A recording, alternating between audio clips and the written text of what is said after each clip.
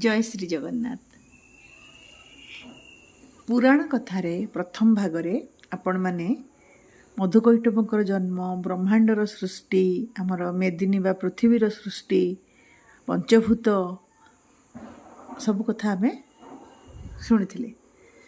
आजिर video रे आमे शिवंकर किपरि आविर्भाव होइतिला एवं ता सहित आहुरी अनेक किछि शुणिबा। मधु एवं कैटभंग शरीर मेदरे पृथ्वी गठित होइतिला। पूर्व भिडियो रे आमे जानिले। वर्तमान ये पृथ्वी को सजैबार समय आसतिला।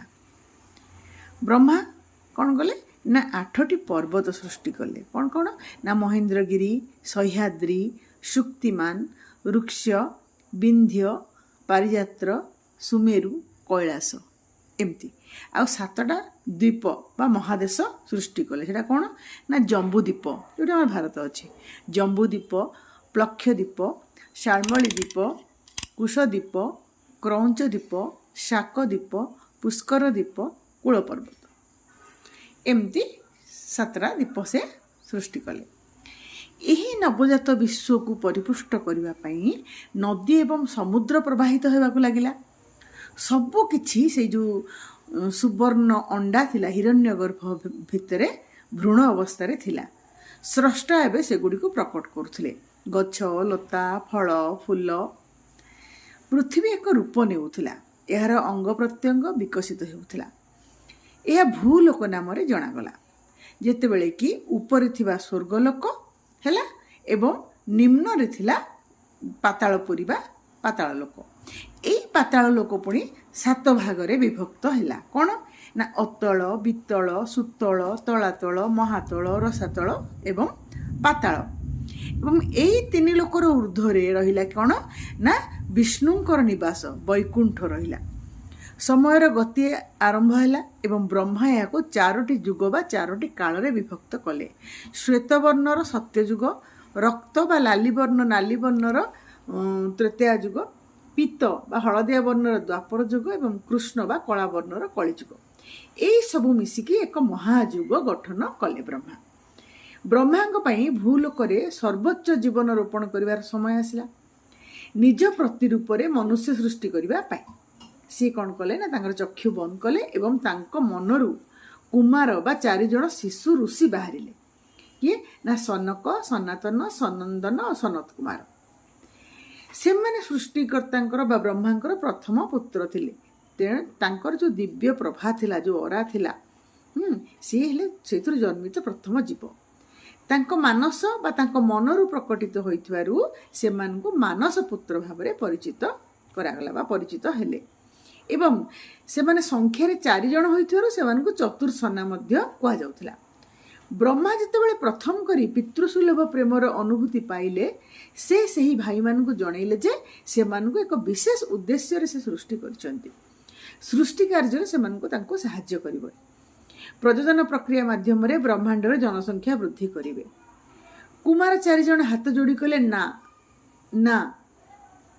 ब्रह्मा आश्चर्य चाहिए ना, तुमे माने तुम पिता आदेश को अवज्ञा करिया साहस करछ?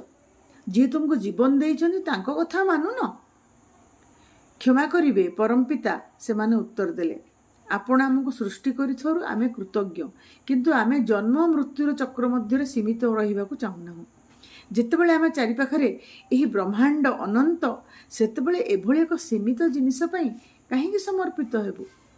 आमे बरम एहा ऊपर ध्यान करिबु। परम ब्रह्मंकर सेही आकर्षणीय प्रकृति ऊपर ध्यान करिबु।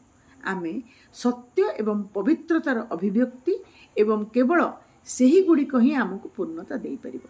ई मर दुनिया नुहे बरम या बाहर थिबा जगत। आपण कोन सुनि पारु नाहंती जे 4 दिग आम 4 जण को डाकुछि? एथिरे ब्रह्मा आतंकित होई सृष्टिर स्वार्थ रक्षा पई सेमानक निकटरे अनुरोध करियाकु लागिले। किंतु चतुर्सना निज जिद्रे अटल रहिले। वंशवृद्धि करने अपेक्षा ज्ञान अन्वेषण करिवार सेमानकर अधिक आग्रह थिला। सेमाने सृष्टिकर्ता निकटरे एक वर प्रार्थना कले। सेमाने कहिले, हे परम पिता, आमको आशीर्वाद करंतु जेपरि आमर बयस केबे बढ़िबो नाही, जेपरि आमे चिरकाल पई कुमार होई रहिबु। शिशु संत भावरे चिरकाल पई ଜ୍ଞାନ ଆହରଣ ଏବଂ ବିତରଣ କରୁଥିବୁ। ନିଜ ମାନସ ପୁତ୍ରମାନଙ୍କୁ ଯିବାର ଦେଖି ତାଙ୍କ ଭିତରେ ଏକ ପ୍ରବଳ କ୍ରୋଧ ଜାଗ୍ରତ ହେଲା। ତାହା ତାଙ୍କ କପାଳରୁ ଏକ ଅଗ୍ନି ଶିଖା ଭାବରେ ନିର୍ଗତ ହେଲା ଏବଂ ସେହି ଅଗ୍ନିକୁଣ୍ଡରୁ ଗୋଟିଏ ପ୍ରାଣୀର ଆବିର୍ଭାବ ହେଲା।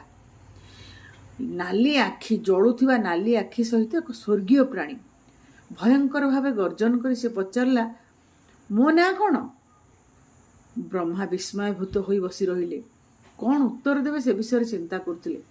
ସେହି ସତ୍ତାର ଆଖି ଗୁଡ଼ିକ ଏବେ ଗନ୍ଧକ ପରି ହଳଦିଆ ହୋଇଯାଇଥିଲା ଏବଂ ସେ ଆହୁରି ଜୋରରେ ଗର୍ଜନ କଲେ, ମୋର ନାମ କୁହ।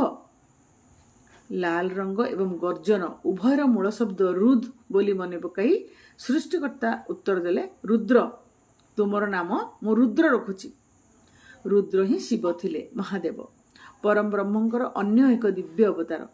ତାମସ ଗୁଣର ଅଧିକାରୀ ଭାବରେ ସେ ଏବେ ବ୍ରହ୍ମାଣ୍ଡର ତ୍ରିଶକ୍ତିକୁ ପୂର୍ଣ୍ଣନ କଲେ। ବ୍ରହ୍ମା ସୃଷ୍ଟିକର୍ତ୍ତା, ବିଷ୍ଣୁ ପାଳନକର୍ତ୍ତା, ଶିବ ସଂହାରକର୍ତ୍ତା। ତାଙ୍କର ଭୟଙ୍କର ରୂପରୁ ଅନ୍ଧକାରମୟ ଏବଂ ଅଶାନ୍ତ ଶକ୍ତିମାନ ବାହାରୁଥିଲା। ବ୍ରହ୍ମା ହାତ ଯୋଡ଼ି ତାଙ୍କୁ ଶାନ୍ତ କଲେ ଏବଂ ସୃଷ୍ଟି ପ୍ରକ୍ରିୟାରେ ସାହାଯ୍ୟ କରିବାକୁ ଅନୁରୋଧ କଲେ। ଶିବ ସମ୍ମତି ପ୍ରକାଶ କଲେ ଏବଂ ତତ୍କ୍ଷଣାତ୍ ଏକ ପରେ ଏକ ସତ୍ତା ସୃଷ୍ଟି କରିବା ଆରମ୍ଭ କଲେ। ବ୍ରହ୍ମାଙ୍କର ଆନନ୍ଦର ସୀମା ରହିଲା ନାହିଁ। ସେ ଜଣେ ସାଥୀ ପାଇଥିଲେ, ଯିଏକି ଆଗ୍ରହର ସହିତ ତାଙ୍କର ଭାର ବାଣ୍ଟି ନେଉଥିଲେ। ବ୍ରହ୍ମାଙ୍କ ମୁଖରେ ହସ ଖେଳିଗଲା, କିନ୍ତୁ ପର ମୁହୂର୍ତ୍ତର ସେ ହସ ଆଉ ରହିଲା ନାହିଁ। ମହାରୁଦ୍ର, ଏ କ'ଣ କରୁଛନ୍ତି? ସେ ନିଜର ପ୍ରତିରୂପ ସୃଷ୍ଟି କରୁଥିଲେ। ସମସ୍ତେ ରୁଦ୍ର, ଏକ ପରେ ଏକ। ସେମାନେ ସମସ୍ତେ ତାଙ୍କ ପରି ଅମର ଥିଲେ। ଏବେ ବ୍ରହ୍ମାଙ୍କ ସମ୍ମୁଖରେ 11 ଜଣ ରୁଦ୍ର ଛିଡ଼ା ହୋଇଥିଲେ ଏବଂ ସେ ଭୟରେ ନିଜ ହାତ ଟେକିଲେ। ରୁହନ୍ତୁ, ରୁହନ୍ତୁ, ଆପଣ ଏହା କରିପାରିବେ ନାହିଁ।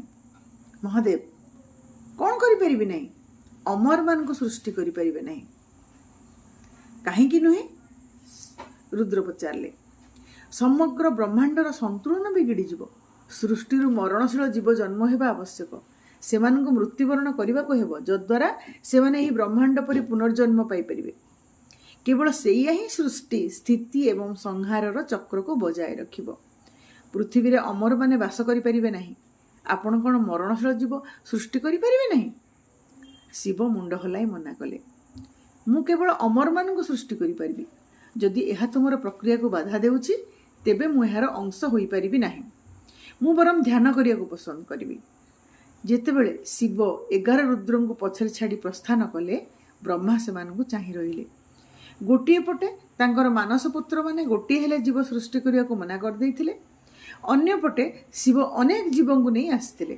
ଅଭାବ କିମ୍ବା ଆଧିକ୍ୟ କେହି ମଧ୍ୟ ତାଙ୍କ ବ୍ରହ୍ମାଣ୍ଡକୁ ସାହାଯ୍ୟ କରିନଥିଲେ।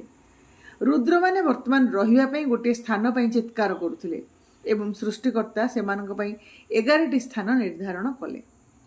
ଜଣଙ୍କୁ ହୃଦୟ ଆବଣ୍ଟନ କରାଗଲା, 5 ଜଣଙ୍କୁ ଜ୍ଞାନେନ୍ଦ୍ରିୟ ଏବଂ ବାକି 5 ଜଣଙ୍କୁ ପଞ୍ଚଭୂତ ବା ତତ୍ତ୍ୱ ଦିଆଗଲା।